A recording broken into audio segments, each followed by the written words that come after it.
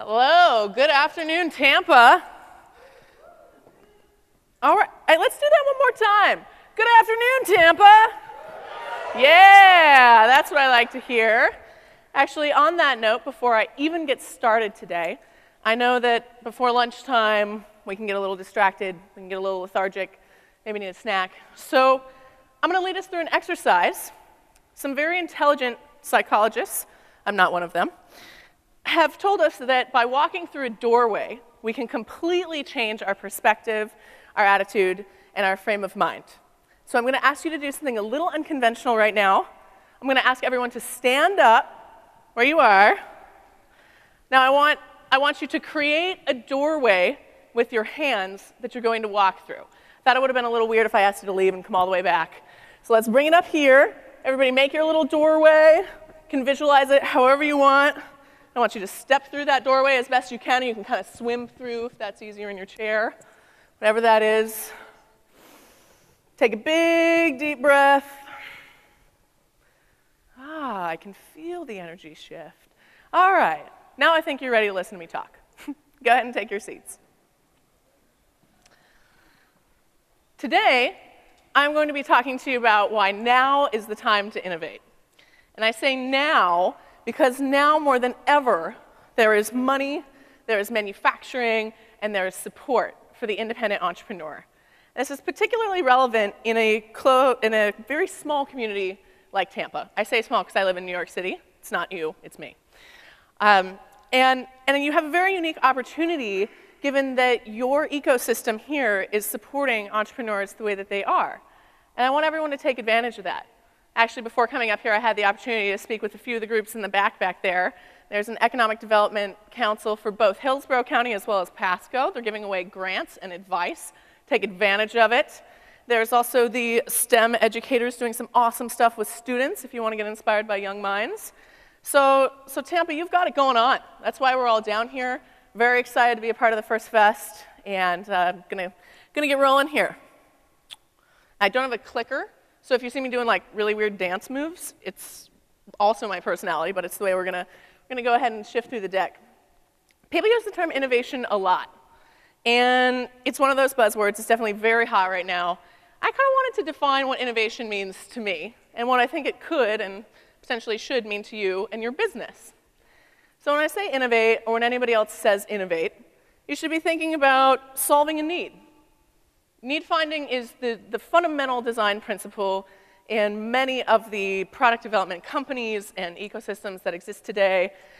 You might need an app, you might need a physical product, you might need some sort of support. Everything you do that is innovative should be solving some sort of need. Now that need could just be to play more games, too. It doesn't need to be super sophisticated. But we want to make sure that we solve needs. You can invent a product, essentially what I'm just talking about. Innovation can be a physical product, can be a digital product, can be an app, can be an emotion, can be an emoji. Can pretty much be whatever you want it to be. There should be some sort of output from your innovation. And last but not least, for the sake of your business to sustain, you should serve a market. Hopefully a niche and very specific market that the second they see your product or service, they want to buy it right away. But it doesn't have to be that way. Now there's more methods now than ever before to making this happen. And that's what I'm going to show you on my next slide. Thanks to the development of two things that have come up in the last decade. So just to make sure that we're all on the same page, how many people are familiar with crowdfunding? Oh yeah, everybody wants that. Free money from strangers. Cool. And rapid prototyping, 3D printing? Awesome. Woo, very educated crowd today. These two things are breaking down the barriers of entry to market. So 20 years ago, the notion of raising, say, $10 million from people who might want a cooler or a smartwatch or a fitness tracker would have seemed kind of insane. And the only people with that kind of capital would have been venture capitalists, angel investors, people like that, maybe a very generous rich friend. And now, you can get that capital from your customers right away through crowdfunding. And that's amazing. Not only do they provide the support early on, they provide you with feedback early on. They can help the direction and the promotion of your new business. I really can't emphasize how awesome this is for people with ideas. With rapid prototyping, it's also incredible because for the first time, really ever, you don't have to have a run of 10,000 products or 100,000 products. You can make 2 or 257 or 1,264.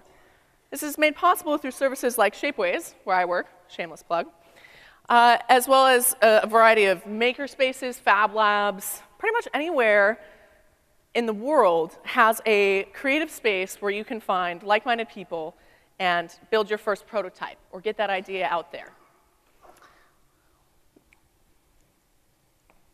Hey. We have a fun little friend here to show you that anyone can innovate much faster than ever before. If you guys just want to give me a spacebar action there, perhaps. Oh, not exactly sure what this is. Oh, yes. Faster than ever before. A little sloth action. We can go ahead and go to the next slide, too. And it's not just because of these lower barriers of entry to market that you should be innovating. It's because people want it. People are realizing that they deserve, that they can have, and that they need custom products. Not everybody wants to have the exact same green chair in their house, or the exact same ring, or the exact same cell phone case. People want unique products, and you are uniquely poised to give it to them by leveraging these tools.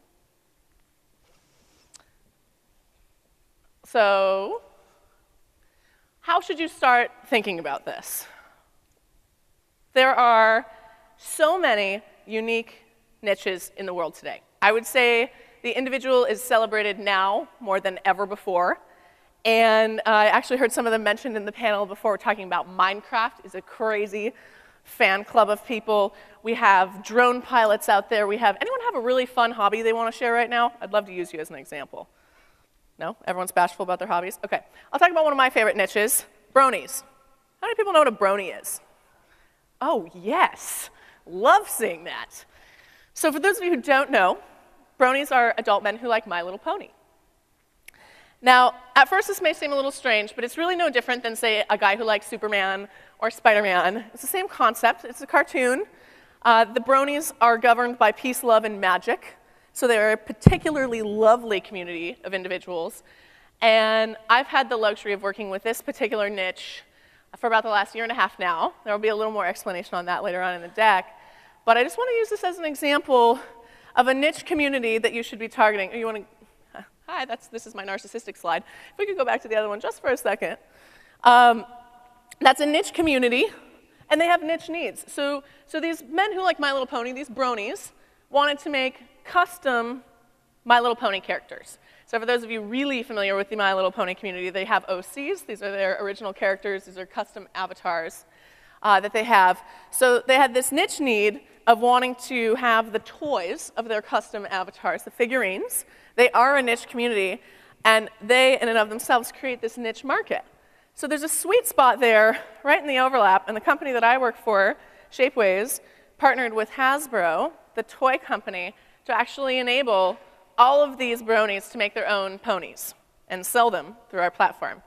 Now, this is pretty epic. Like I said, there will be some pictures later on, but this is the first time a toy company had opened up their IP to the individual creative and let them make as much fan art as they wanted, both for their own use as well as for commercial use. This is very unique. Again, this is not something that could have happened even 5 years ago with the state of the union that we live in. And I share this with you because you really can do anything right now. I'm going to continue to emphasize this, but I want you to leave here ready to start a business. So get used to it. All right, now we can go on to me. So why exactly am I the person qualified to tell you all of this?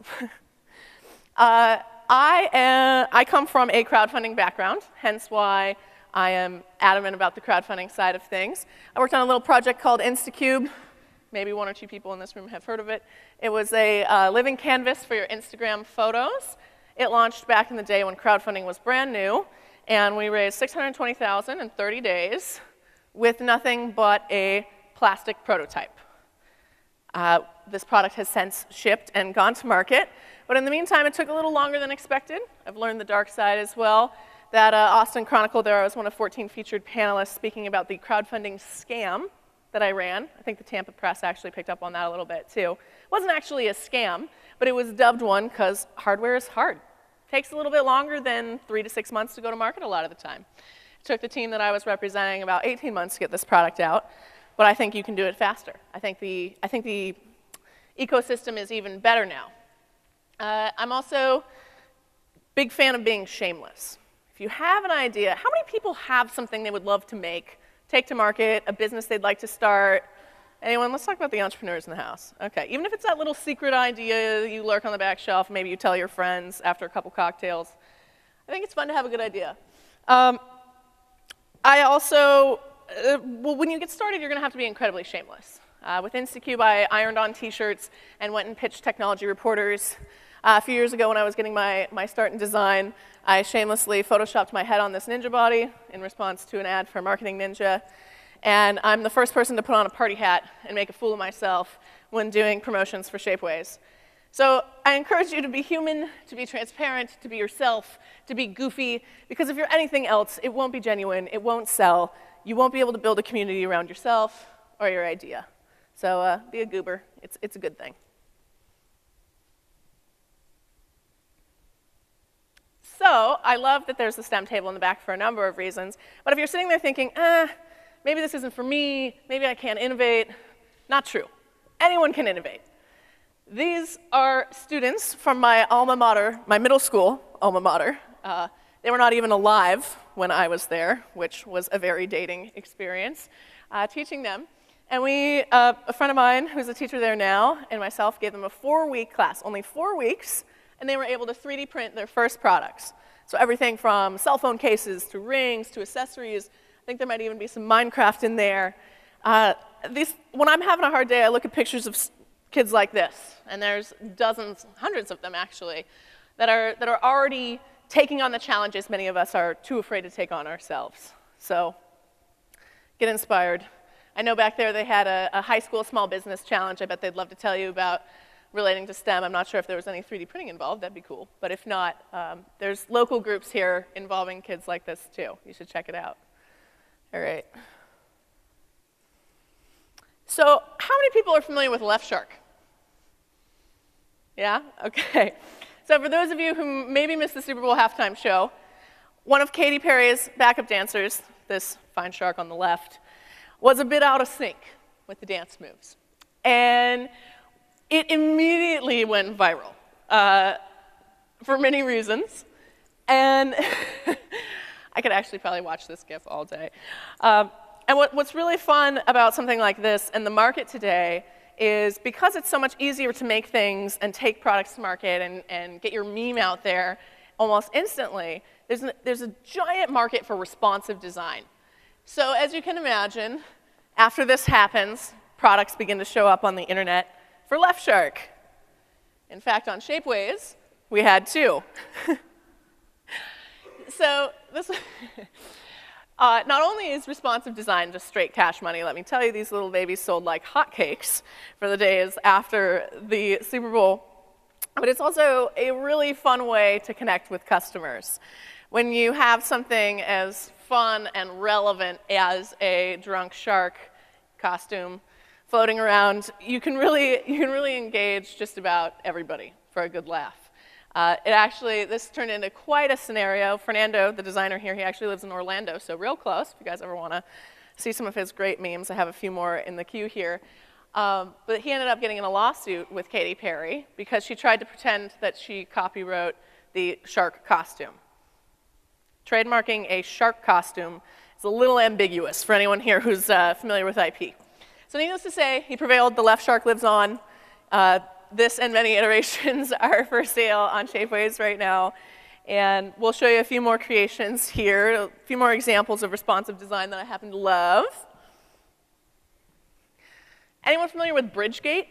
Now we're a little far from New Jersey, but for those of you who don't know, the governor there, Chris Christie, may or may not have done some political posturing to shut down a bridge at a very timely juncture for him and his career as well as within the election. And so the same designer here created Chris Christie. He has sold thousands of these. People love their political caricatures. Got another example for you here that maybe a few more folks are familiar with. Remember when Bendgate happened? When the iPhone 6 came out and everybody was afraid it was bending in their pocket? Well, within about 20 minutes on Shapeways, we had a Bendgate cell phone case. So for when your phone bent, you could buy this case. Obviously, less for the sales side of things, but much more for this designer's brand. They got featured everywhere.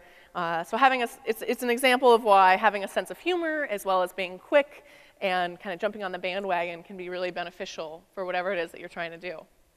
Another example, we have one of my favorites. Everybody know Doge? You got some Doge fans in the house? All right, so Doge is also one of the many mascots on Shapeways. Another very fun example of memes that have gone wild and businesses that never would have existed prior to the opportunities available to us now. So when you're getting started with your business, or even if you're working for an existing company now, it doesn't really matter what you're trying to do. The internet is the new market research. You have millions of individuals with opinions and feedback and preferences available at your fingertips like never before. Companies used to create focus groups, which now almost feels like an antiquated word to say out loud, to get information from their current customer base. You don't need any of that. You don't need a budget for that. You don't need a space for that. You don't need a plan for that. All you need to do is ask the people in the community that you're trying to reach, what do you need? What do you like? Show them examples of your idea and see what they have to say. The faster you learn, the better. And kind of as that slide said, you can leave this one up, it's cool. Ideas are cheap. I hate to say that, it's just the reality. The good ideas are not cheap once they've gone to market, but in the stage pre-market, they are very cheap. The internet is incredibly fast, and they will tell you right away if you have a good idea or not. I've been shamed numerous times pitching products to the digital space, and also been embraced. And I think you'll find that experience will be similar for you as well. But the nice part is, when you finally do get out there, if you've passed the litmus test that is Twitter and social media, you're probably going to find product market fit, and you're going to stick. As you're thinking about who to talk to get this feedback, you have a really powerful existing network around you. Your social capital will be the single most important factor in whether or not your idea or your business takes off. This is essentially your social capital. Your social capital is your personal network. It is the existing external community that already exists around whatever product or idea that you have. So if we're talking about custom My Little Ponies, the Brony community was the existing external community. The Pegasisters, who are the female version of the Bronies, are also part of that existing external community. There's also, the media is important to talk to. If you have friends who are journalists, if you follow any of the local journalists online, ask them questions. You'd be surprised how respectful the media has become to the beginning part of the process. There used to be this relationship between creators and creatives in the press where if you told them something, they would write about it immediately, and everybody was concerned about their story getting out too early. That's not the case anymore. There's plenty of people that you can talk to and ask to get their feedback. And why does the media matter? Because they're going to be the ones who give you the publicity when it's time to go. So you want to make sure they're on board. And even better, make them feel like they're a part of the development process. Make them feel like they saw it when it was just starting out, or there's articles about when I was in an iron-on t-shirt, pitching this new idea. And both physically in the real world and on the internet, you have these influencer networks. You have the celebrities of this universe, if you will. So whether it's the voice of Rainbow Dash on My Little Pony, or Shaquille O'Neal, or the president, or it doesn't even need to be anybody that dramatic, could just be somebody with a lot of followers. Could be any of the speakers today. We're all digital influencers online. You want to identify who those people are for your idea and begin engaging them about stuff that's not your product before you go and pitch them. Get the conversation started. Introduce yourself. Introduce your ideas. And then when it's time to go, hey, remember me? Here's this cool thing I've been working on. What do you think they're going to do? They're going to share it. They're going to help build your business for you. This is a really fun example, and one of the many reasons that I cannot stress enough how important it is to be yourself in business and in building your brand. How many people have heard of the Coolest Cooler before I just brought this up? Oh yeah, I figured in Florida we would be seeing a lot of Coolest Cooler fans, especially compared to New York. So for those of you not familiar, the Coolest Cooler is quite possibly the coolest cooler. It is a cooler that has been hacked and modified to include a blender and a speaker system, and I believe that's kind of the extent of the feature list. But anyway, this guy launched his cooler once in the winter. It did not fund. He got maybe $200,000 of the needed million that he needed to manufacture it. And he said, shoot, what am I going to do? Nobody wants my cooler. Rather than being discouraged, he thought about it. He asked some friends, and he asked a few media professionals. You know what they said? Hey man, summer's probably a better time to launch a cooler. Seems straightforward enough. Sure enough, launches in the summer raises $13.2 million, for those of you who can't quite see from back there. And so his problem was actually the inverse of what he thought. At first he didn't sell enough units, and all of a sudden, oh my gosh, I have to manufacture 10,000 of these wild coolers. I kind of get the feeling he probably thought he could hack them together in his garage for, say, 100, 200 people he anticipated might buy it. And so while he's been in manufacturing, he actually reached out to us at Shapeways and said, hey guys, it's taking me longer than I expected. Because again, hardware is hard. I need to give my backers something to keep them happy. So what did we do? We made mini Coolest Coolers, and he sent them as Christmas presents to every single one of his backers this year to put on their tree. This is a beautiful example of a very personal brand, a very fun brand, solving a need of, I guess, the ultimate tailgate, and connecting with his community and the people that had supported him from day one through this little treat for the tree. And it's actually pretty darn cute. Manufacturing. I've been talking about products, and forgive me, I am a total hardware nerd. I am a hardware girl to my core. So let's hope, even if hardware is not your jam, maybe you're learning something. Manufacturing. It's not just overseas anymore, and it's not just in mass. With companies like Shapeways, with venues like crowdfunding, you really can meet the market needs precisely. There's no need to stock inventory with 3D printing. We print on demand. Anything from the rings on my hand to, I seldom bring purses up on stage, but my clutch is 3D printed as well. You can make whatever you want, whenever you want, however you want, and you don't need to learn a new language to do it. One of the many reasons to innovate right now. This is an example of someone doing just that.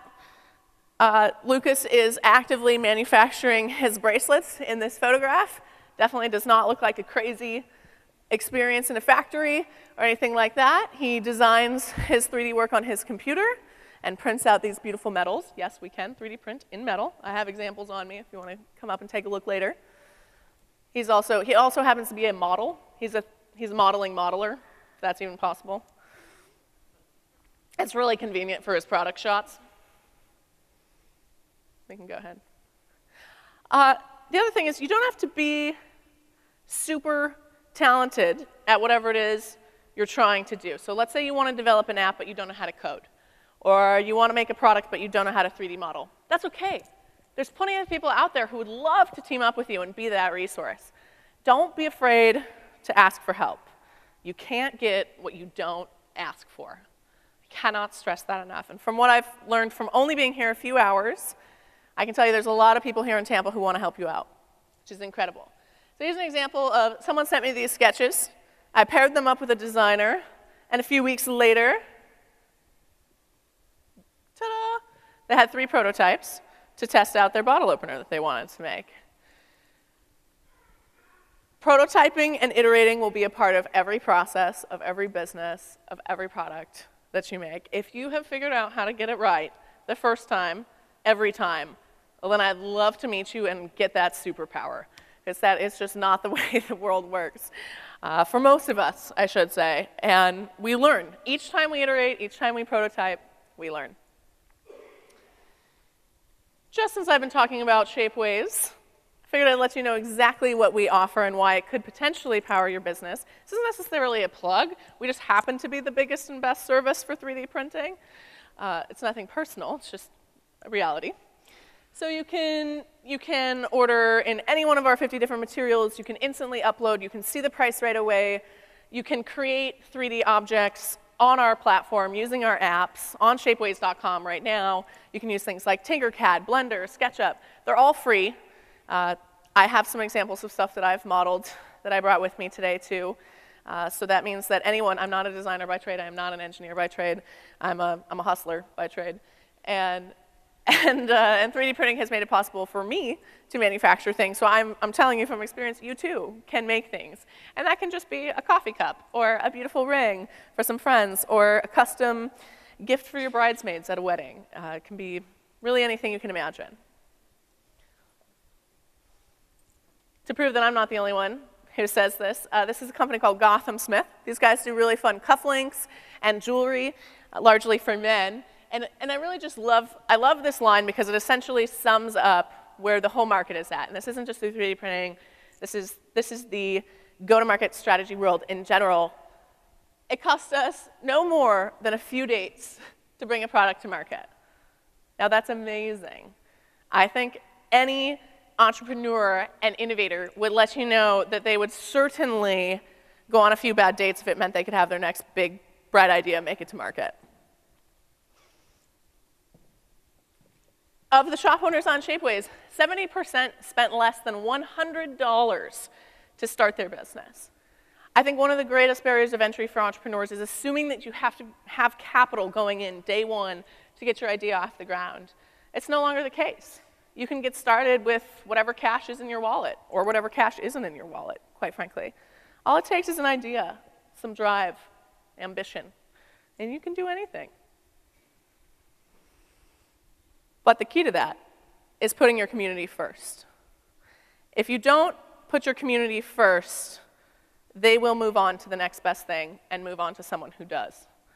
Community is the most vital component of your entire business plan. If you do not have someone who uses it, someone who buys it, someone who talks about it, well, then you don't really have an it. Sorry, it's just an idea at that point. It's just a concept. Your community are all those wonderful minds in that existing external community I was talking about before. They're all the people in your personal social network. They're your mom. They're your old teacher. They're the guy who works at the deli down the street. They're every single person that you touch that you think could be positively impacted by what you're creating. I'm also the director of global community at Shapeways, so full disclosure, community is sort of my jam. A little biased to the community vibe. But I do really stand behind this. Your community is your first defensible asset. Before you have filed for a patent or created your niche or honed into your zone, you will have your community that is loyal to you. And they are the true thing that you possess. They are what your competition doesn't already have. It's pretty incredible when you think about it that way. If you think about people and ideas and users as IP, it really opens up the notion of what intellectual property really is. Obviously, you can't patent them, but I think for all intents and purposes, they're equally as valuable. Like the Bronies and the Pegas sisters, I really encourage you to celebrate the individual in your community and your own individuality. You will find that you could not predict precisely every single person who will use your product or service.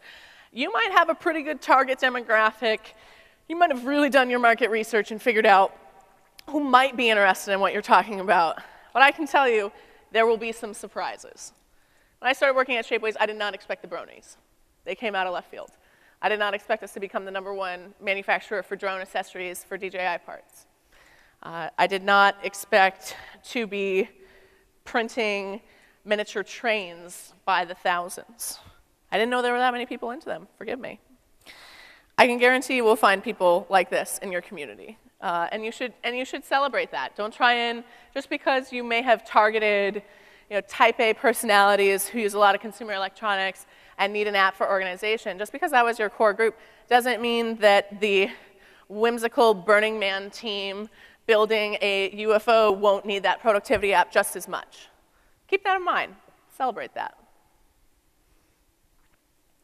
Like I said earlier, you have to be transparent and human with your community because A, that will resonate with them.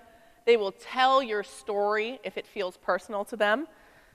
20% of your existing business will be responsible for 80% of your future business. And this is because your community is your greatest evangelist, your greatest platform, your greatest source of information. And one of the reasons this is really important, and it's not just for selling, it's not just for making your business grow, your community will also be there when things go wrong, which they do for everyone at some point. This is a backhoe. This is a visual representation of something that happened to us at Shapeways. So, two quick things about Shapeways. We power about 500,000 makers and 25,000 small businesses. I'm personally responsible for those 25,000 small businesses on our platform. And so when anything goes wrong on the site, I feel really bad because it's essentially like I just shut down 25,000 sources of revenue for individual creators. A backhoe, just like this one, took out our data center about 2 months ago, unexpectedly one morning. And in New York, you have to have permits to then go down in manholes and do construction during the day, so we had to wait for 19 hours to bring our website back up and online and running, which for anyone, especially a company with our reach, was terrifying and also really sad. And I thought, oh my gosh, what am I possibly going to do with the 1 million people that are scheduled to come to Shapeways today? Well, when in doubt, bring the cute out. So because we were on pause, I started the hashtag #ShapewaysPause, encouraging everyone in our community on all of our social platforms to share their pets. Now, for me, this was literally a cute overload. Maybe if it's really adorable, they won't notice that they can't do what they normally do every single day on our platform. If nothing else, let's fill their streams with some adorable puppies. Well, this worked. Believe it or not, cute works, and cute definitely works in crisis. So as it turned out, you can see that that's actually an iguana with a 3D printed hat on the upper left. We've got puppies playing with cell phones. In the upper right, that guy's business is called Joy Complex. So the fact that he has a sad complex was pretty punny. When we put this up on the internet and we ran this campaign, we literally got hundreds of animals with 3D prints. Everything from meerkats to bearded dragons, to cats, to dogs, and to one very special animal I never could have anticipated.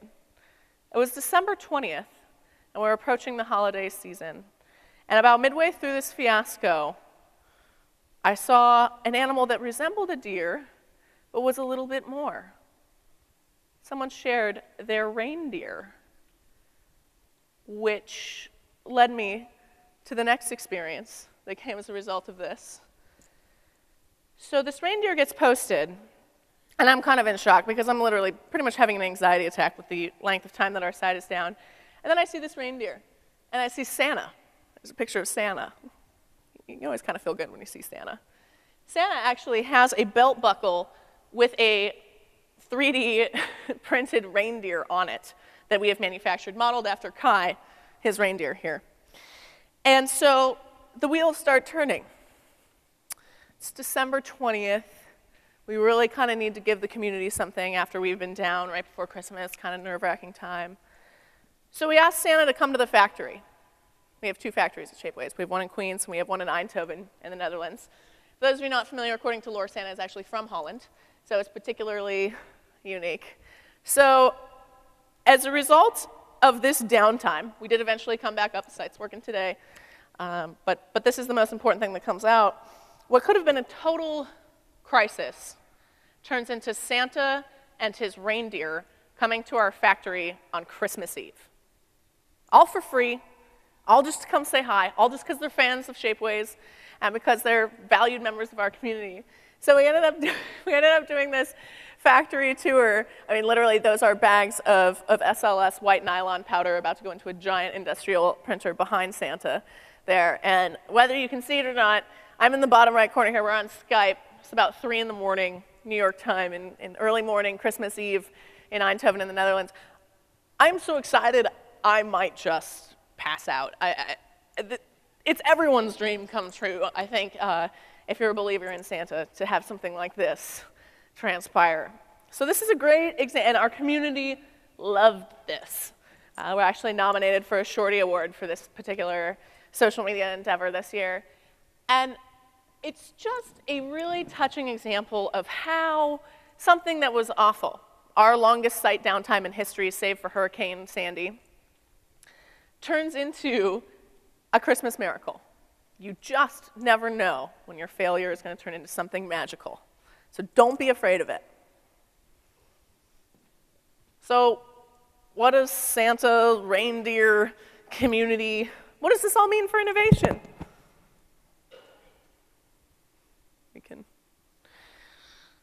It means that we can replace traditional manufacturing methods with those more relevant, with those closer to home. It means that we can optimize our supply and demand. It means that we can create for what consumers really want, not what this sort of muddled mass, let's shoot for the middle desire would tell us to do. It means that customers and creators can collaborate now like never before, through the internet, through crowdfunding, through 3D printing, through expos like this. And it also means that brands can now merge and ebb and flow between the digital and the physical, whether that be through product, whether that be through interactions IRL. You can connect with people and customers and products like never before now. So this is a fun quote from Susan, one of our designers on Shapeways, kind of speaking to just this. She's been creating products for years and mass manufacturing them in Shenzhen. When she came to Shapeways, she became completely hooked. She's now one of our top shop owners. She does a bunch of work. Behold, if you're interested in anything sake or audio, I would tell you to check her out. Just in case you can't see that quote, I'll read it. While going back and forth with an overseas manufacturer one day, I got frustrated and thought, what if we could just 3D print all of this? So I looked into it and haven't been able to stop since. I encourage you to take a peek if you're thinking about it. Here's an example of bringing kids into the equation. So Google came to us and they said, we want to get kids to believe they can make. We want kids to believe they can code. So we said, well, let's get them to 3D print too. So together with Google, we did hundreds of thousands of unique bracelets coded by girls 12 to 18 from around the world. Girls and boys, actually.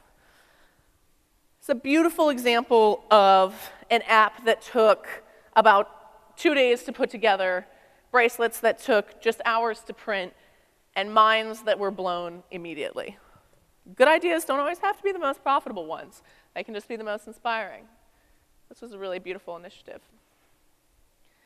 Now, I saved you the ponies. I knew you'd want to see them.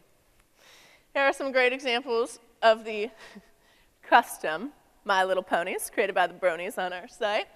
Up there you have our 6 community designers who were selected by Hasbro initially to be able to sell their fan art. Again, for anyone familiar with the toy industry, they're not exactly the types to open the doors and let you use their IP. We got very lucky that they understood what our community was capable of, and this is still one of the most exciting partnerships. Now people can create everything for Transformers and Dungeons and Dragons and Scrabble, Monopoly. It's not just for bronies, but the ponies are pretty beautiful. I hope you agree. Last but not least, product design, manufacturing, crowdfunding, it can be sexy too. We printed these Victoria's Secret wings for the Snow Queen last year, and this dress is printed in one piece for Dita Von Teese on the left. Both of these projects were created by a community member, by somebody who was just using Shapeways to make their own stuff for their architecture business. And when Dita came to us and she said, hey, I want a beautiful architectural dress, we said, we've got some architects in the house. Let's create something beautiful together. So it doesn't just have to be nerdy. Hardware isn't just for nerds. Product development isn't just for engineers. Entrepreneurship isn't just for the wealthy. Anyone can do it. Just to recap what we've talked about today, you got to start off by innovating. You got to solve those needs. You got to invent those products. You got to serve those markets. You got to identify who your community is, who's going to want it, who's going to grow around it, who's going to be a part of this for you, for now, and forevermore. You need to engage those users. Get that market research quick. Hey, Twitter, what do you think of my new logo? It sucks? All right, going back to the drawing board. You love it? Fantastic. Let's move forward and put it on a t-shirt. You got to iterate. Kind of just touched on that. And serve, sell, and celebrate. This should be fun. It's hard. Innovation is hard. I'm not going to stand up here and tell you that it's a can of corn to go out there and come up with the next best thing, but I will tell you it's a blast. And I will tell you that each and every one of you can do it if you want to. So with that, go forth and do. Who's excited?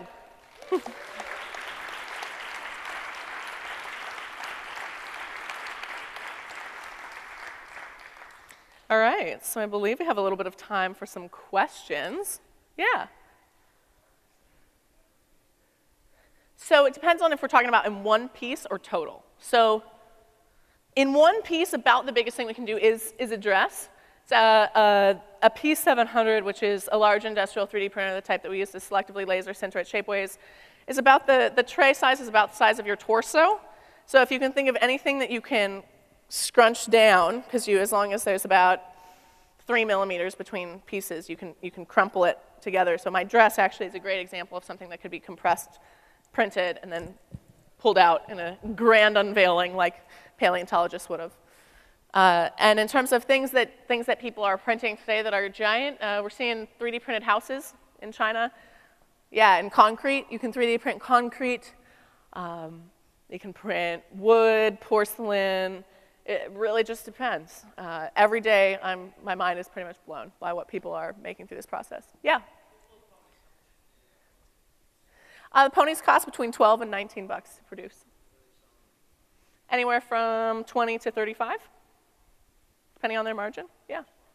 Yeah, yeah, of course. Well, they're sharing a little royalty with Hasbro. Yeah. You know, I get this question every time I talk.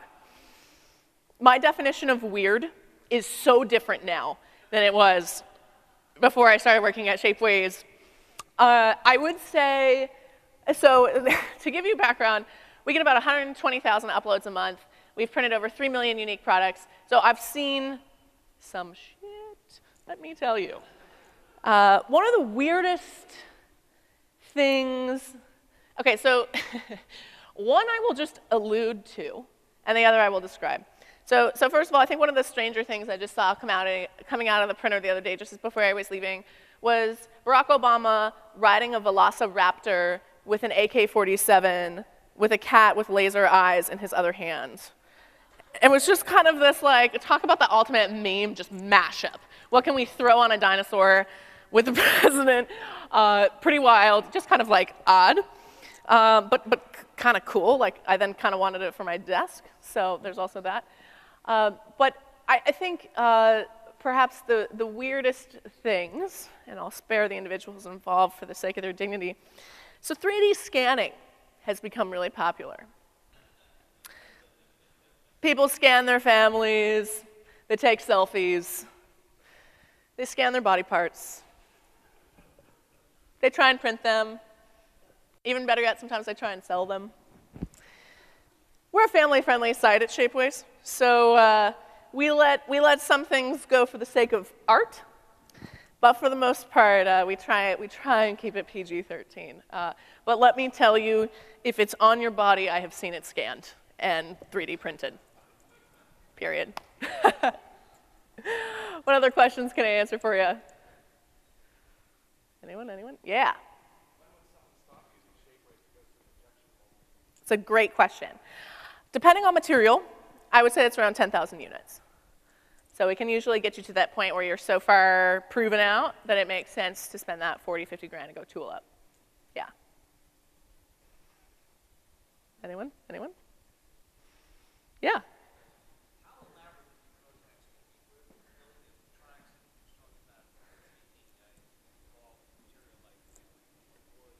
Yeah.